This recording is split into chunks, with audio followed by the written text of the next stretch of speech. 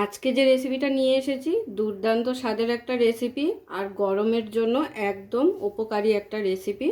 তো আজকের রেসিপি হলো আমার একদম বড়ি দিয়ে পাতলা ট্যাংরা মাছের ঝোলের রেসিপি। তাহলে চলুন শুরু করছি আজকের রেসিপি। আজকে যে রেসিপিটা করব একদম গরমের জন্য তৃপ্তিদায়ক একটা রেসিপি নিয়ে আপনাদের সামনে আজকে চলে এসেছি। তো আজকের হলো আমার বড়ি দিয়ে ট্যাংরা মাছের পাতলা ঝোল। তো আমি এখানে ট্যাংরা মাছ নিয়ে নিয়েছি। এখানে ট্যাংরা মাছগুলো কিন্তু জ্যান্ত ট্যাংরা একদম। আর এটা হচ্ছে ডিমওয়ালা যে ট্যাংরাগুলো হয় সেই ট্যাংরা মাছ। আর এই যে সঙ্গে কিন্তু বড়িও আমার রেডি আছে। এবারে মাছগুলোকে প্রথমে নুন হলুদ আর একটু সর্ষের তেল মাখিয়ে নেব। দিয়ে দিচ্ছি পরিমাণ মতো হলুদের গুঁড়ো। আর এই মাছ কিন্তু খুব ফাটে, তো সাবধানে কিন্তু একটু ভেজে নিতে হয়। এবার দিয়ে দিচ্ছি পরিমাণ মতো নুন, আর সঙ্গে দিয়ে দেবো একটু সর্ষের তেল। সর্ষের তেল দিলেও তাও কিন্তু মাছ খুবই ফাটে। অনেকেই বলে সর্ষের তেল মাখিয়ে নিলে মাছ ফাটে না, কিন্তু যেটা ফাটার সেটা কিন্তু ফাটবেই অবশ্যই। আর এই মাছের গাগুলো কিন্তু খুব স্লিপ হয়, মানে একটা পিছলা পিছলা ভাব থাকে। তো এই মাছগুলো যখন ধোবেন, তো ধোয়ার সময় যদি একটু নুন মাখিয়ে কিছুক্ষণ রেখে দিয়ে তারপর ধোন, দেখবেন এই স্লিপ ভাবটা কিন্তু উঠে যায়। তো মাছের নুন হলুদ মাখিয়ে নেওয়া হয়ে গেল। খুবই সিম্পল আর কম মশলায় কিন্তু আজকের এই রান্নাটা আমি করে দেখাবো। মাছটাকে এবারে সাইডে রেখে দিচ্ছি। আর মশলা বলতে আমাদের লাগবে জিরে আর কাঁচা লঙ্কা বাটা। তো জিরেটাকে আমি একটু জলে ভিজিয়ে রেখেছিলাম, যেহেতু শিলনোড়ায় বেটে নেব। আর সঙ্গে এই যে কাঁচা লঙ্কা আছে।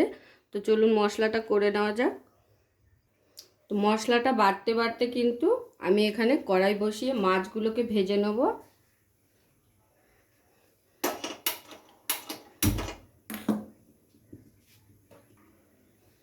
তো কড়াই গরম হয়ে গেছে, কড়াইতে দিয়ে দিচ্ছি সর্ষের তেল। রান্নাটা কিন্তু আমরা সর্ষের তেলেই করে নেব।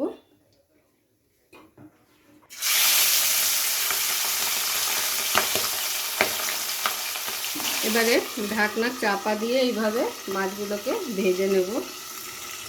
তো মাছ ভাজা তো বসিয়ে দিয়েছি, আর এদিকে ততক্ষণে আমি জিরে আর কাঁচা লঙ্কাটা বেটে কিন্তু রেডি করে নেব। তো দেখুন মাছগুলো কিন্তু উল্টে পাল্টে ভেজে নেওয়া হয়ে গেছে। এবারে মাছগুলোকে আমি একটা প্লেটে তুলে নেব।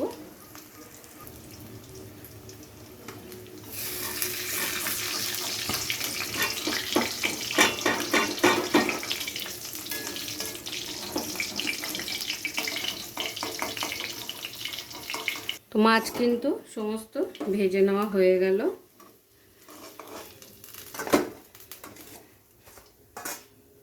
এবারে বড়িগুলোকে একটু হালকা করে ভেজে নেব।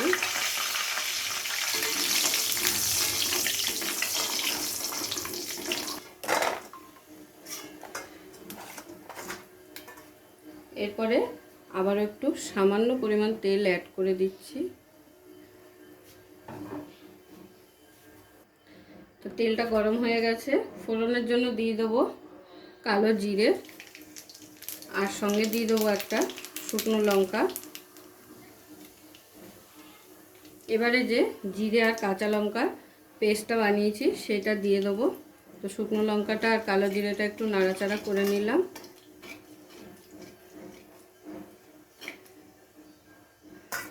নিয়ে এই বাটা মশলাটা দিয়ে দেবো।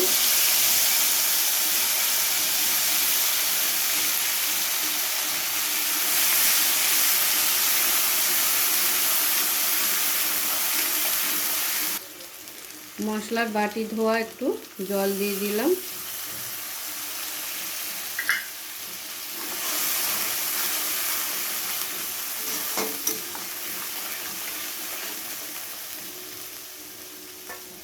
এবারে দিয়ে দিচ্ছি স্বাদ অনুযায়ী নুন, আর দিয়ে দেবো হলুদ। এখানে কিন্তু আর তেমন কোনো মশলা পড়বে না। আগেই বলেছি খুবই সামান্য মশলায় আজকের এই রেসিপিটা, গরমের জন্য পারফেক্ট একটা রেসিপি। এবারে মশলাটাকে কিছুক্ষণ কষিয়ে নেব।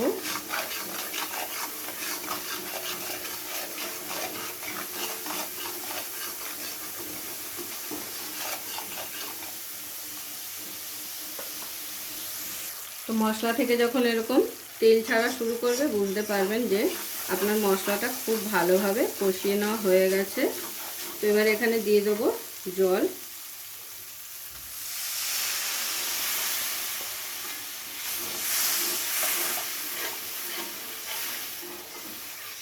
জল দিয়ে খুব ভালো করে মিশিয়ে দিয়ে এরপরে গ্রেভির জন্য পুরোপুরি জলটা দিয়ে দেবো।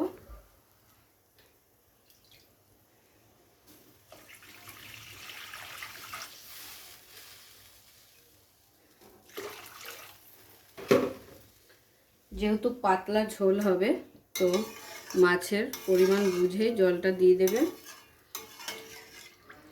তো এবারে জলটা ফুটে উঠলে ঝোলটা এর মধ্যে মাছগুলো এক এক করে ছেড়ে দেবো।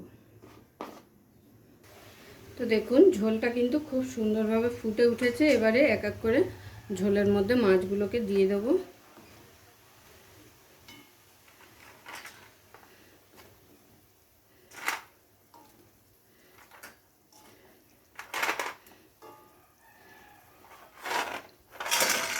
বড়িগুলো একসাথেই দিয়ে দিলাম।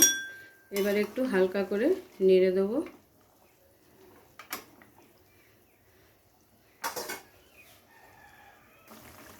তো ঝোলটা খুব ভালোভাবে মাছের সাথে ফুটে গেছে। তো এবারে আমি কিন্তু এটা নাবিয়ে ফেলবো, আর শোকাবো না। তো নাবানোর আগে দিয়ে দিচ্ছি কটা কাঁচা লঙ্কা চেরা, আর দিয়ে দেবো ধনে পাতা।